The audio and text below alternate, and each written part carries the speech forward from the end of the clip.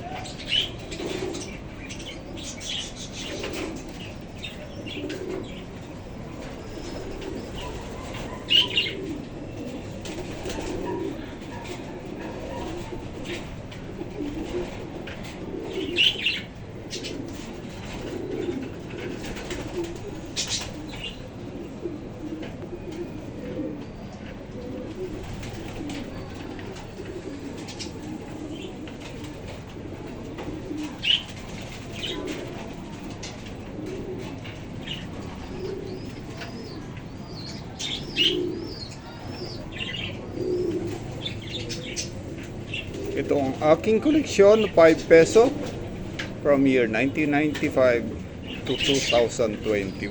Ayan, sa mga kaibigan natin dyan, ayan, baka may naliligaw sa inyo, 2007 at 2008. Ayan, napakahirap ng hanapin ito.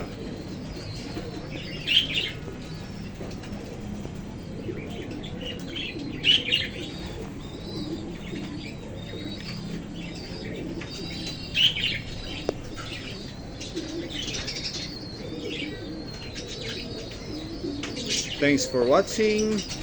God bless everyone.